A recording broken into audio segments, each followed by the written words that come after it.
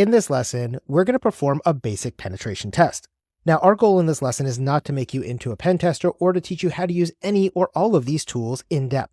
But instead, I just wanted to give you a quick introduction so you could see what kind of things a penetration tester will be doing as they try to attack an enterprise network. This includes going through reconnaissance using tools like Nmap to do port scanning, as well as using a tool like Metasploit to be able to launch an exploit and gain access to a remote target. So by the end of this video, we are going to find a target, we're going to exploit that target, and we're going to create some kind of action on that target, such as deleting files, modifying files, or touching files on that system. It's important to realize that for the exam, you will not be asked to perform any of the actions you're about to watch, but instead, I just want you to remember what tool is used for what thing and what kind of actions a penetration tester might do. To perform most of the techniques that we're going to do inside of this basic penetration test, we are going to use Metasploit. Now, Metasploit is a multi-purpose computer security and penetration testing framework that contains a lot of great things inside of it that allow us to be able to do our penetration tests, everything from reconnaissance to exploitation to post-exploitation techniques. Now, Metasploit does come installed by default if you're using Kali Linux or Parrot Linux, which are both considered penetration testing Linux distributions, because it is probably the #1 tool that most penetration testers are going to use. All right, if you're ready, let's jump into the environment and get started. To launch it, simply type in MSF console for Metasploit Framework console and hit enter. When you do that, the Metasploit framework is going to load up. Now it takes a couple of seconds for it to load, and every time you load it, you're going to get a different splash screen. In this case, we have this big C-looking thing with a lot of words in it. Every time you launch it, you're going to get a different one, and usually there's some kind of a joke or pun inside of those. More importantly though, you can see down at the bottom that I have Metasploit Framework version 6.1.27, and it tells me how many exploits, auxiliaries, posts, payload, encoders, NOPs, and evasions there are. Now, what are all of those things? Well, let's talk about them. First, we have exploits. You can see here there are almost 2,200 different exploits. An exploit is simply some piece of code or software that can deliver a payload and do some sort of an attack on a given target. All these different exploits go after different vulnerabilities on different Windows, Linux, mobile, and other systems that you may encounter in the field. The second category we have there is known as auxiliary. Now, auxiliary, there is over 1,100 of these inside the Metasploit framework. This includes scanners, sniffers, fuzzers, spoofers, and other non-exploit features of this toolset. For example, instead of using Nmap to do your port scanning, you can actually use auxiliaries that are set up inside of the Metasploit framework to do that same type of work. The next one we have is what's known as post, and you can see there are 400 as of this version.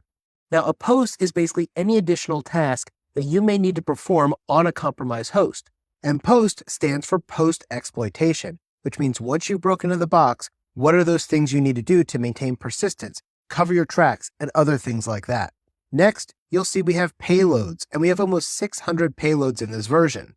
Essentially, payloads are what exploits are going to deliver and then run. When you run those payloads, it gives you control over a machine, or it gives you elevated permissions, or something like that. Next, we have encoders, and there's 45 encoders in this version. Now, encoders are used to ensure the payloads make it to their destination in one piece and undetected. You may encode things or encrypt things to bypass different intrusion detection systems, firewalls, router ACLs, and things like that. We also have NOPs. There are 10 different NOPs here. Now, a NOP is a non-operation. NOPs are used to keep the payload sizes consistent across all the different exploit attempts that you're going to do. This is also useful as part of your evasion. And finally, we have evasion. This is a category that has 9 different types of evasion techniques that again you can use as ways to try to get by or get through some sort of defenses that somebody has set up against you. Now you'll notice once you go into the Metasploit framework, you come up to the Metasploit prompt. And here you can see it says MSF6, telling me I am in version 6 of the Metasploit framework. Now when you go and use the Metasploit framework, you need to tell it what tools you want to use. So everything is built up in a specific pattern. They list it out by the module type, saying if it's an exploit, auxiliary, post, payloads, encoders, NOPs, or evasion.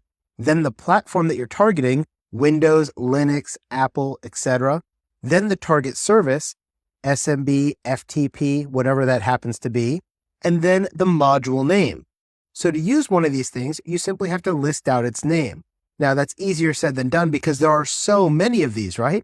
But I have one memorized that I use all the time. And so I would just type in use exploit /Windows/SMB/MS17_010_PS exec.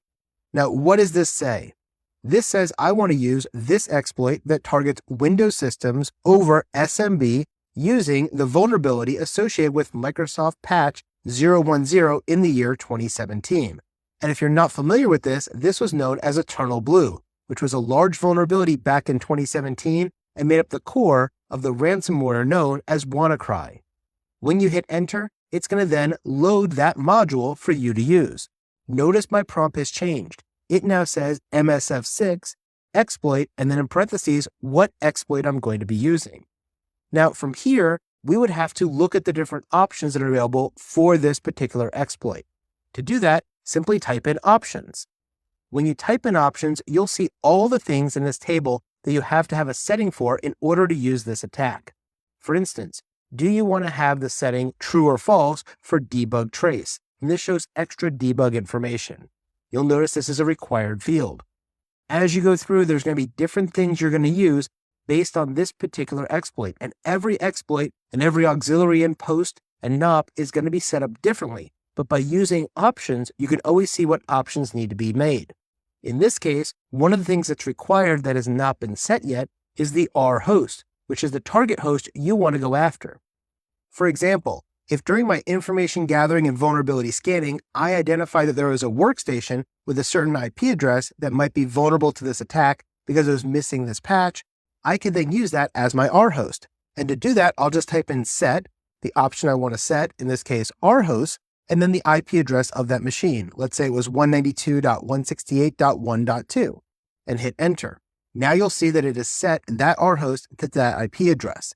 And if I type in my options again, you will see now that everything that is required has been filled in. And this is the way you use these different tools inside the Metasploit framework. When you see things like R host, that is the remote host or the IP you want to target. R port, the remote port you want to target.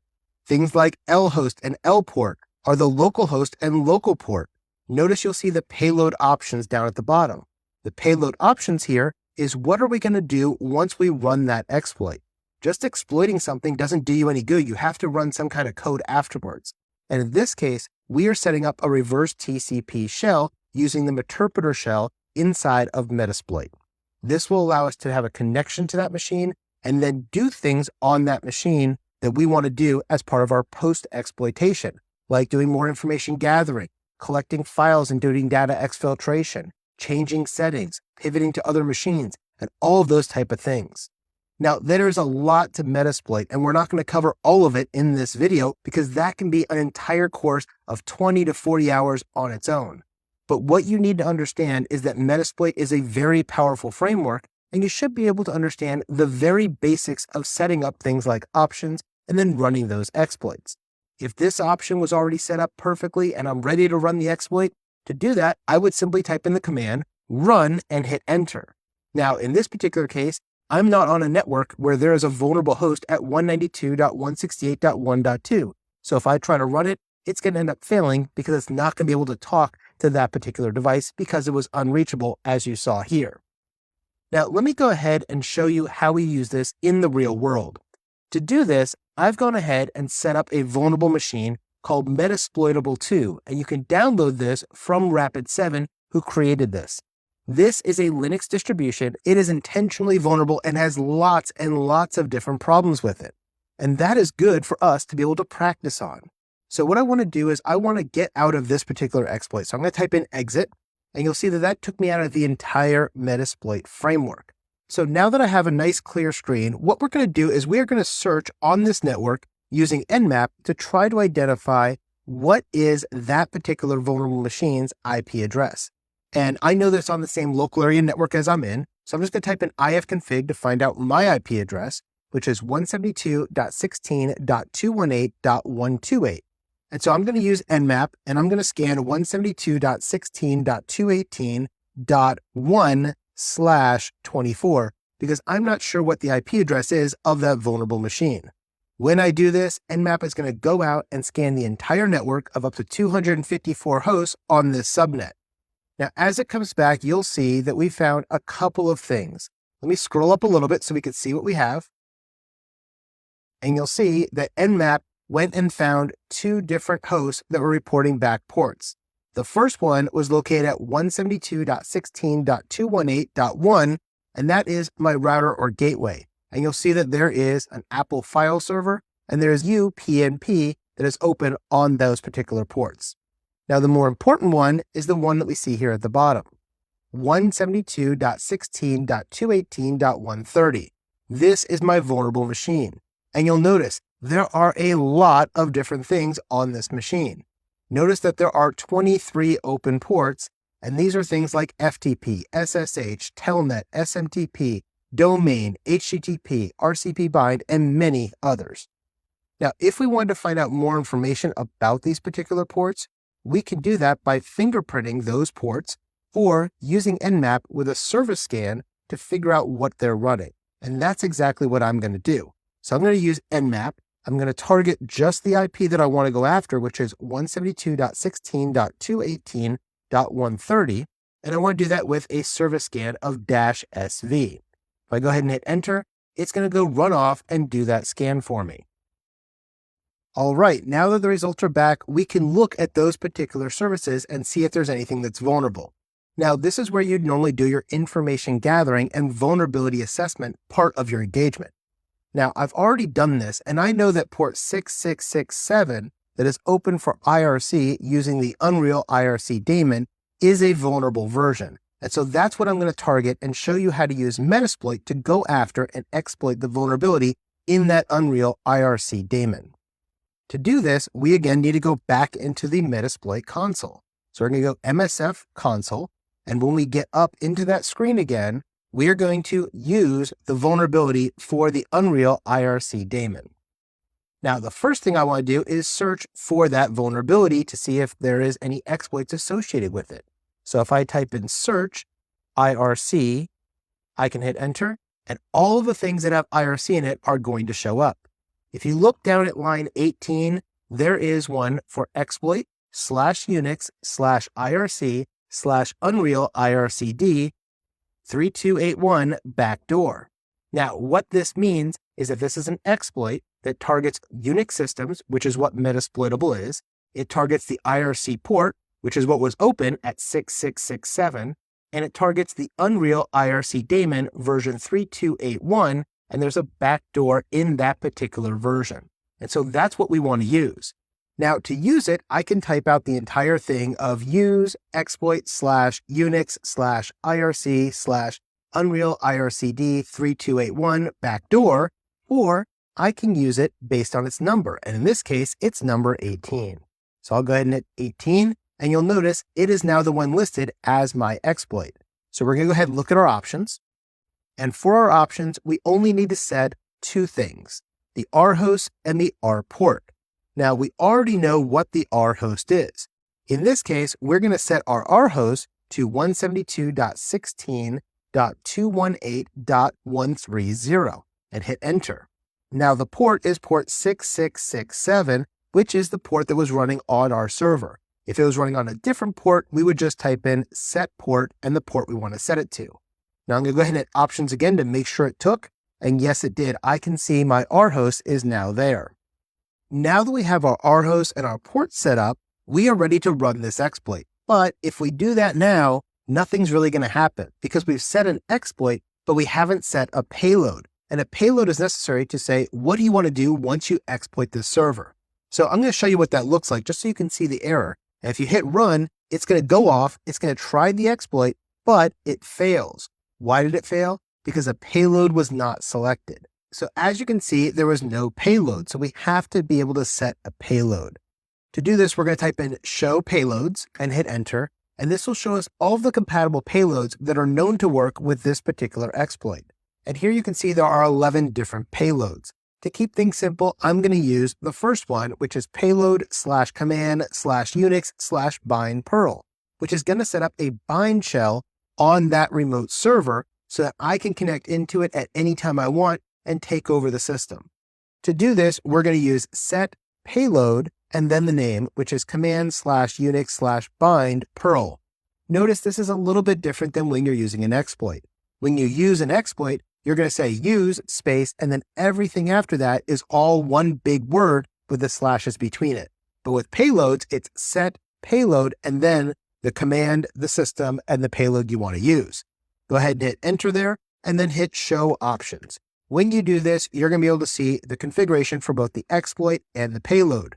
For the exploit, we're going to go and connect to that IRC server at 172.16.218.130 over port 6667. We're going to then send a payload that is a bind shell that's going to bind on that IRC server and open up a connection port at 4444. This will allow me to connect to that remote host anytime I want over port 4444 and be able to access this bind shell using Perl. Now, to run this, I'm simply going to type in run and hit enter. You can now see that we are connecting from our Kali machine to that server over port 6667. We set the backdoor command, and we were able to start that bind TCP handler on that remote server of 172.16.218.130 over port 4444. And now I have a valid connection that is called command shell session 1 that is open between my Kali machine 172.16.218.128 from port 46773 over to the remote shell that I created with that bind shell on port 4444 of that IRC server. Now, you'll see that nothing really happened. We're just sitting there and we are at basically a blank screen. Why is that? Well, because we're actually at a command prompt, you just don't know it. And so if you want to see where you are, you can use your Linux commands like pwd to figure out what is the working directory you're in. And I am right now in the /etc Unreal directory.